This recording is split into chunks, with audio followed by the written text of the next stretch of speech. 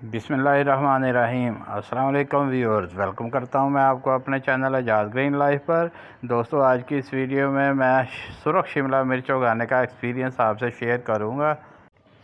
اکتوبر کے مہینے میں نے ایک شملہ مرچ پرچیز کی تھی، سرخ شملہ مرچ میں نے پرچیز کی تھی، تو اس کے میں نے بیج جو ہیں وہ نکال لیے تھے اور اس کی پنیری اگائی تھی، جس کے کافی اچھے پودے جو ہیں وہ اگے تھے۔ اس کی ویڈیو بھی میں نے شیئر کی تھی۔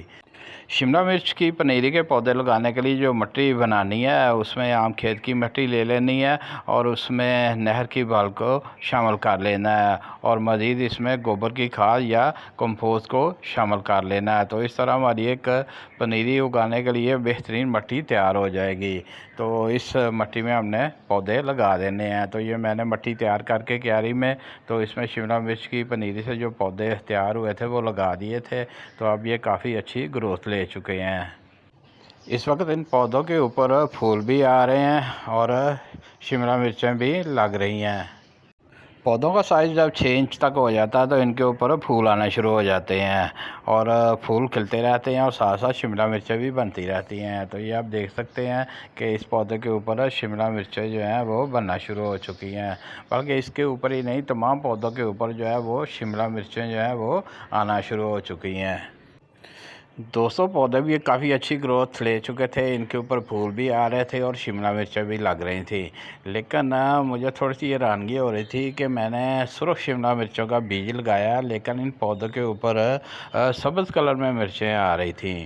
تو بعض اوقات میرے ذہن میں بار بار یہ بھی آتا رہا کہ کہیں میں نے بیج جو ہے سبز مرچوں والے تو نہیں لگا دیے اور سرخ والے جو ہیں وہ لگ نہیں سکے۔ بار بار یہی ذہن میں آتا تھا کہ یہ سبز مرچوں کے بیج لگ گئے ہیں۔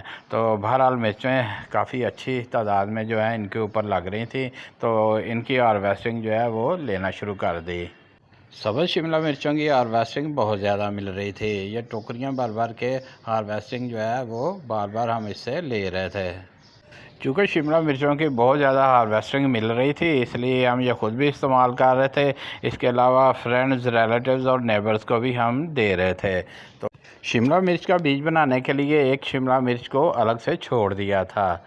کافی دن گزر جانے کے بعد جب اس شملہ مرچ کو دیکھا تو اس نے اپنا رنگ جو ہے وہ تبدیل کر لیا تھا، یہ سبز سے سرخ میں تبدیل ہو چکی تھی۔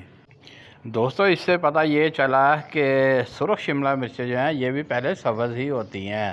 تو چونکہ میں نے سرخ شملہ مرچ لے کے اس کا بیج اگایا تھا، پودوں کی بھی اچھی گروتھ ہو گئی تھی، ان کے پھول بھی اچھے آ رہے تھے اور ان کے اوپر شملہ مرچ کی بہت زیادہ تعداد آ رہی تھی، لیکن بار بار اس کو ہم ہارویسٹنگ کرتے چلے جا رہے تھے۔ تو اس جو ایک بیج کے لیے شملہ مرچ رکھی تھی، جب وہ سرخ ہوئی تو پتہ چلا کہ یہ تھوڑا سا ٹائم لیتی ہیں، پہلے سبز ہی ہوتی ہیں، اس کے بعد یہ سرخ ہو جاتی ہیں۔ اب 200 جون کا مہینہ چل رہا ہے، آج 15 جون ہے، تو کافی زیادہ گرمی بھی ہو چکی ہے اور شملہ مرچیں جو ہیں وہ بار بار ہارویسٹ بھی ہم کر چکے ہیں اور اب جو سائز میں ان کے اوپر لگ رہی ہیں ان کا سائز بھی جو ہے وہ چھوٹا رہتا ہے۔ تو ان کو ہم گرین ہی ہارویسٹ کریں گے، لیکن نیکسٹ ایئر کے لیے دوستو یہ جو ایک شملہ مرچ بیج کے لیے رکھی تھی، اس کا بیج جو ہے سیو کروں گا اور نیکسٹ ایئر کے لیے دوستو اس کو دوبارہ اگائیں گے اور کوشش ہوگی کہ سرخ شملہ مرچیں جو ہے وہ ہم ہارویسٹ کریں، اور وہ ویڈیو دوستو جب میں آپ بناؤں گا تو اس کو بھی آپ کے ساتھ شیئر کروں گا۔ امید ہے دوستو آج کی یہ ویڈیو آپ کے لیے بہت ہی یوزفل ثابت ہوگی۔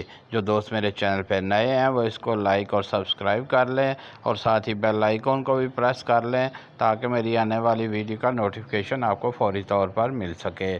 ملیں گے نیکسٹ ویڈیو میں۔ اوکے، اللہ حافظ۔